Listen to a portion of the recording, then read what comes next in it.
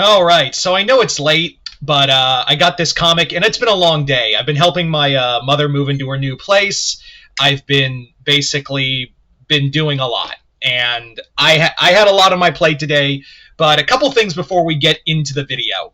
First off, if you my review for Jurassic World Rebirth is up on Patreon, so if you guys want to check out that movie review, just hit the link in the description box below. Head on over to my Patreon. Hit the first tier. Excuse me. Hit the first tier. That'll allow you access to do so. I will be finishing off Ironheart. It's just today. The past 2 days have been crazy, so I need to sit down and finish that. But that will the last 3 episodes of Ironheart will also be reviewed and put on Patreon soon. And yeah. So yeah, just hit the link in the description box below. Head on over to my Patreon. Hit the first tier. That'll allow you access to do so. But other than that, I hope you all enjoy this. And let's get started with the comic review. So as you guys know, the Godzilla vs. Marvel comics have been very tenuous. It's a very tenuous relationship I've had with them. Godzilla vs. the Fantastic Four was aces. The only thing was John Romita Jr. cannot draw monsters for the life of him. That was the only complaint I had. And then Godzilla vs. Hulk didn't give us Godzilla vs. Hulk. And rereading Godzilla vs. Spider-Man, I still hate Nick Lowe's dumb fucking face, but it was good. It was a tolerable story. And then Godzilla versus the Avengers. Or was it Spider-Man? Then who was fucking... Yeah, was it Spider-Man? No. There was... Yeah. Yeah, it was Avengers, yeah. So... No, Godzilla vs. X-Men, that's right. Oh my god, I almost forgot Godzilla vs. X-Men. You see, that was the other thing. It should have been called Godzilla vs. the Super Adaptoid, featuring the X-Men. And then Godzilla vs. Avengers was deplorable. It was god-awful. So I was really worried that the finale of this comic was not going to be good. I was legitimately like, holy shit, they are not going to be able to pull this off. This whole series has been a bust outside of Fantastic Four and Spider-Man, which was mid at best. So, Godzilla vs. Thor. I was praying to the All-Father himself and to the God of the Atom that this comic would actually be pretty good. And I was hoping Jason Aaron understood the assignment. So did Jason Aaron understand the assignment? Yes, he did. He so fucking did. This might be the best one. They saved literally the best for last, but arguably speaking, that ain't hard to do. So, yeah, I was so worried that this comic was just going to suck. I was legitimately worried that Godzilla vs. Thor was just going to suck ass, like the rest of them. Even with Jason Aaron on there. Because there have been tons of other... Dave Walker, Joe Kelly. You had a bunch of great writers on here, on these books. It wasn't Joe Schmo writing these. And it really only felt like, at the time, Ryan North was the only one who understood the assignment. But Jason Aaron looked at it and went, by my beard, I shall craft a mighty comic. So I feel like there's another hand in there, in his beard, that comes out and, starts writing. So, yeah. So this comic, I was so worried it was going to suck, but nope. Pretty damn good. So, Godzilla vs. Thor. Let's get into it. So this comic is, like I said, written by Jason Aaron with artwork by... Oh, dear. I forgot the artist. Aaron Cooter. Who has... Oh, yeah, it's Aaron Cooter. Okay, I know that guy. Very good artist. Aaron and Cooter basically craft a story that takes a lot of inspiration. As you can see from this Godzilla, it's the GMK Godzilla. And Godzilla GMK is a movie I like, but it's not one of my favorite Godzilla films. But it acts as not only a sequel to Godzilla GMK, it's also a sequel to Punisher King of Killers, which I really love Punisher King of Killers. I loved that Maxi series. I thought it was a great send-off for Frank Castle for a while, and it was a brilliantly crafted story and one of Jason Aaron's best work. If you didn't like it, then go suck a dick. I really don't fucking care.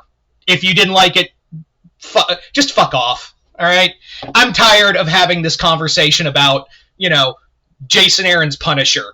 It's a comic book character at the end of the day, and we all knew Frank was coming back after this whole magical ninja shit. It doesn't stick. I don't know how many times I have to goddamn say it. Okay? He's back. He's normal. Ben Percy's writing him. There. Go whack off to that. Fuckers. I'm feeling agitated. I'm sorry. Anyway, so, the archpriestess from that storyline has returned and basically was like, I thought Frank Castle was going to be the leader. I thought he would be the ultimate king of killers. I was wrong.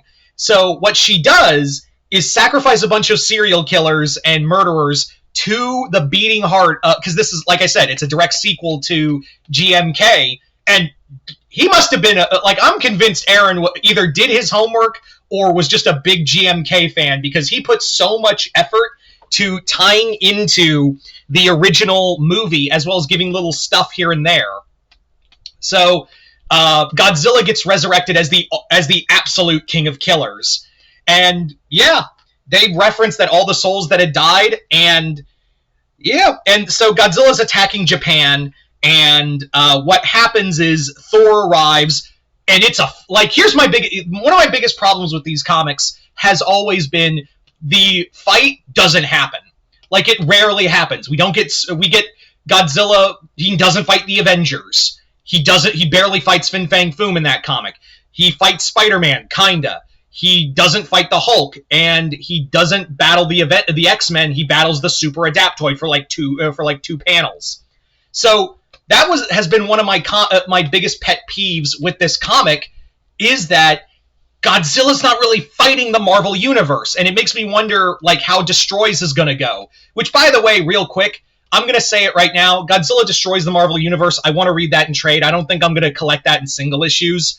I feel like that's going to read better in trade than these 6 one-shots. I do want to collect the Godzilla vs. Marvel Universe collection, just so I don't have to pull them out of the long box, in case I want to ever reread them or, get angry again. I don't know. Yeah. So the biggest thing was, we don't get a fight between Godzilla fighting the Marvel Universe. There isn't a lot of Godzilla versus the Marvel Universe.